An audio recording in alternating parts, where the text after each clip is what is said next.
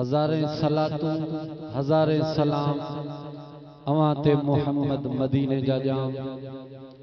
दोस्तान गिरामी कदर सदर महफिल पीर तरीक़त रहबर शरीयत हजरत किबला साईं सैयद मुनव्वर अली शाह राशिदी आया असांजा मुशफ़िक मेहरबान हजरत किबला सैयद अली अकबर शाह राशिदी सैयद सरदार अली शाह राशिदी ब्या सादात इकराम उलमा इकराम नातखान हजरात बिरादरान इस्लाम असां तवां अल्लाह जे कामिल वली पर वली इब्ने वली हजरत पी सैयद मोहद्दी शाह राशिदी क़ुद्दस सिर्रहु जे पाक उर्स में शरीक आयो। अल्लाह जे हबीब लबीब तबीब सल्लल्लाहु अलैहि वसल्लम फरमायो इंद ज़िक्र सालिहीन तनज़्ज़लुर रहमा। सालिहन जे ज़िक्र करण वारी महफिल में अल्लाह जी रहमत वसंदी आहे। उन रहमत के अजायो विञाइण बि गुनाह तो समझा। जॾहिं बि ईंदा आहियूं मोहब्बत सां ईंदा आहियूं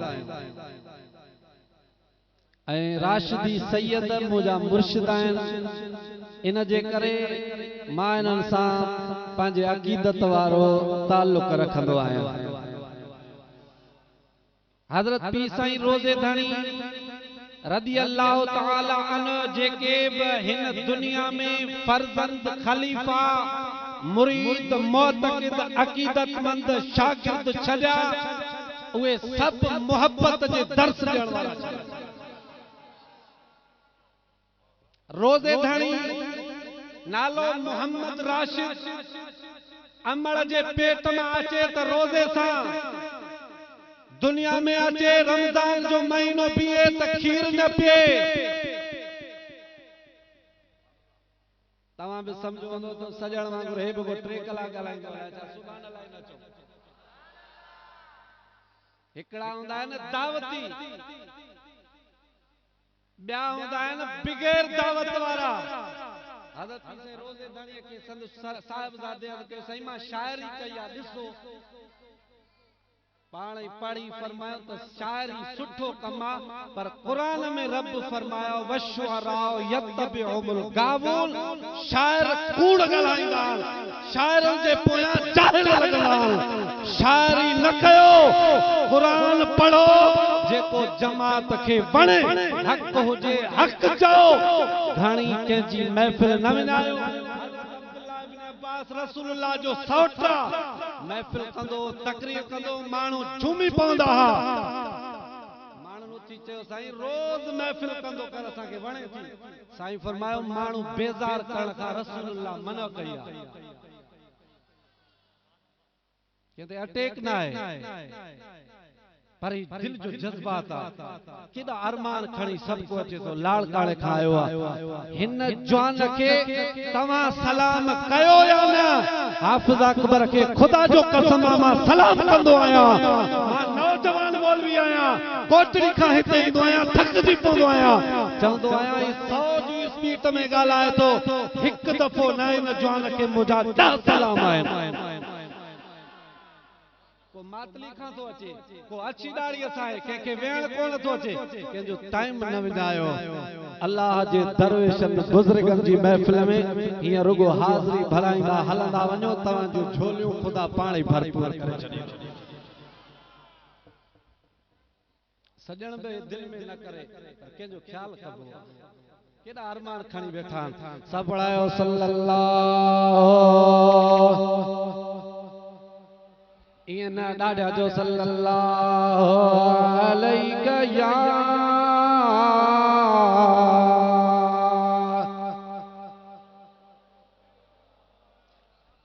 व सल्लम अलैहि या।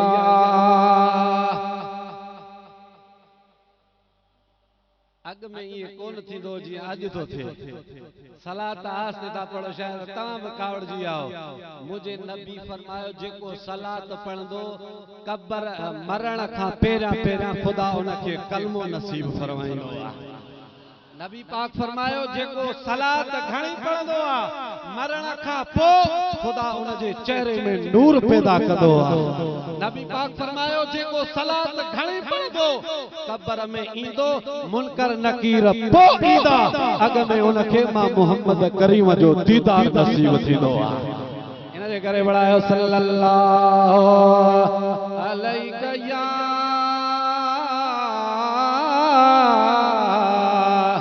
या रसूल अल्लाह वसल्लम अलैका या हबीब अल्लाह। अल्लाह ताला कुरान में इरशाद फरमाए यौम नदउ कुल्ल उनासिम बिइमामिहिम जना क़यामत जो ॾींहुं थींदो महशर जे मैदान में हर माण्हू नफ़्सा नफ़्सीअ जे आलम में बीहंदो मुझे मौला करीम जल जलालो फरमायो उन ॾींहुं ऐलान थींदो जेको बि जंहिं इमाम जे पोयां आहे उहो पंहिंजे इमाम सां गॾु जन्नत में उथी अचे।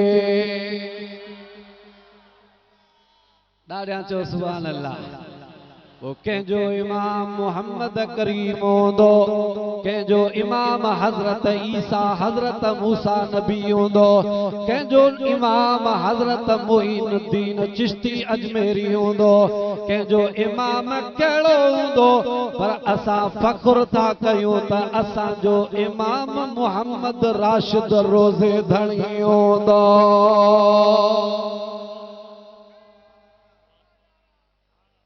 बैठो है ना मुखे खबर आ तू वींदे हलियो।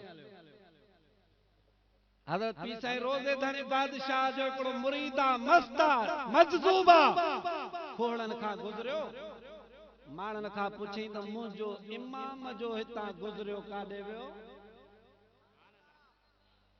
ॾाढा चओ सुभान अल्लाह।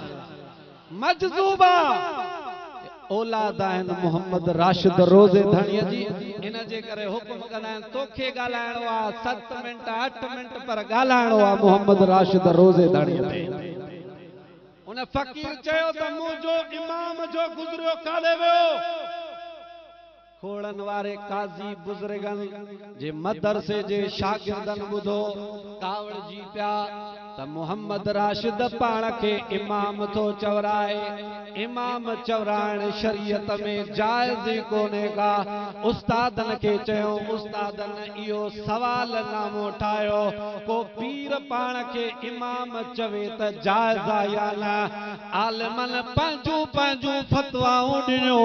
अल्लाह जो कसम इहो सवाल जेॾी महिल मखदूम अब्दुल वाहिद सेविस्तानी वटि पहुतो साईं सवाल पढ़ियो उन में लिखियलु मोहम्मद राशिद रोज़े धणी पाण खे इमाम थो चवराए जाइज़ आहे या न। पाण फरमायो त न मजज़ूब साईं खे इमाम चयो आहे जेकॾहिं को पाण इमाम चवराए त जाइज़ कोन्हे पर यादि रखो मखदूम अब्दुल वाहिद सेविस्तानी लिखियो पाण फरमायो त ॿिया चवराइनि तॾहिं जाइज़ कोन्हे पर सैयद चूंकि मोहम्मद इमाम जी औलाद आहिनि इन जे करे सैयद चवराइनि तब इमाम जे न चवराइनि तब इमाम आहिनि। तॾहिं त चवंदा वाह मुंहिंजा पगारा इमाम तुंहिंजी बादशाही। इते सुभान अल्लाह चवणी तव्हांखे वाह मुंहिंजा पगारा इमाम तुंहिंजी बादशाही मुल्क सॼे में नाम यारो तूं कामिल कलंगीअ वारो तूं वाह मुंहिंजा तव्हां बि चवरायो वाह मुंहिंजा पगारा इमाम वाह मुंहिंजा पगारा इमाम तुंहिंजी बादशाही मुल्क सजे में नाम यारो तू साईं कामिल कलंगीअ वारो तू वाह मुझा पगार इमाम तुझी बादशाही। हज़रत पीर साईं रोज़े धड़ी वारा 4 भाइर हुया 4। हज़रत पीर साईं पट धणीअ खे 3 साहिबज़ादा ॼावा टिनीअ खे पाण पंहिंजे मुर्शिद करीम हज़रत मखदूम मोहम्मद इस्माइल पिरियालो वारे पीर खे वठी आया। साईं हल मुझे घर हल मुझे बचड़न खे हली दुआ कर त खुदा सालिह बनाए। मुरीद वठी ईंदो आहे मुर्शिद खे पर जेकॾहिं मुर्शिद राशिदी सैयद हुजे त उन्हनि खे बि दुआ करण ईंदी आहे। ॾाढा चओ सुभान अल्लाह। हज़रत मखदूम साईं रहमतुल्लाह अलैह आया। हज़रत पीर साईं मोहम्मद बक्का शाह रहमतुल्लाह अलैह जे घर में आया। पाण वडड़ो वडड़ो साहिबज़ादो खणी हज़रत मखदूम साईं रहमतुल्लाह अलैह जे गोद में ॾिनाओ। पाण उनखे खणी फरमायो बाबा इन जो नालो छा आहे ॿुधायो वियो। पाण दुआ करे फरमायो चङो थींदो। साहिबज़ादो ॿियो आयो। पाण फरमायो बाबा नालो छा आहे नालो ॿुधायो। पाण फरमायो चङो थींदो। उहो ॿियो टियों साहिबज़ादो आयो। पाण फरमायो कि बाबा इन जो नालो छा आहे कि भला इन जो नालो आहे मोहम्मद राशिद। अल्लाह जो कसम मलफूज़ात शरीफ में आ त हज़रत मखदूम मोहम्मद इस्माइल उथी बीठा। पाण उथी संदस गोद मां वठी पाण फरमायो मोहम्मद बका हिन जवान जो इंतजार हो ही उहो जवान आ जंहिंजे फैज़ सां दुनिया जो घणो हिस्सो फैज़ वारो थींदो। ईअं चई पाण हज़रत पीर साईं रोज़े वारनि जी दामन वरताऊं। दामन वठी फरमायो मोहम्मद राशिद मोहम्मद इस्माइल जी पारत हुजई। आए मुर्शिद दामन वठी फरमायो मोहम्मद राशिद मोहम्मद इस्माइल जी पारत थई। उहो जवान हो जेको आयो त रोज़ो रखी आयो। जेस ताईं रमज़ान जा ॾींहं हूंदा तेस ताईं अंबड़ जो खीर न पीअंदो हो। तो खुदा जो कसम अहिड़ा जवान वॾा थींदा त पोइ कामिल न थींदा त ॿियो छा। 200 साल मुझे मुर्शिद रोज़े धणीअ खे गुज़रिया पर अल्हम्दुलिल्लाह उन्हनि जो असर अञा ताईं बाक़ी आहे। जो हर मोहम्मद राशिद जो औलाद राशिदी अञा ताईं इल्म अमल फैज़ जो साहिब हलंदो पियो अचे। अल्लाह साईं असां तव्हां के संदन दामन नसीब कया। चल इहा दामन क़यामत ताईं मज़बूती सां पकड़न जी तौफ़ीक़ अता फरमाए। अल्लाह साईं जल जलालो संदन नक्शे कदम ते हलण जी तौफ़ीक़ अता फरमाए। आखिरी आखिरी जेको लफ़्ज़ हुयो आखिरी आखिरी सांस ताईं इहो लफ़्ज़ फरमायो त मौला मूंखे ताक़त ऐं तौफ़ीक़ ॾे त मां तुंहिंजे महबूब जी उम्मत जी ख़िदमत कयां ऐं दुआ घुरियो मौला मुझी औलाद मां सब सालिह बनाए जा। अल्लाह सदन औलाद में क़यामत ताईं शल सालिह नेक पैदा करे। वमा तौफीक़ इल्ला बिल्लाह व आखिर दावाना अनिल हम्दुलिल्लाह।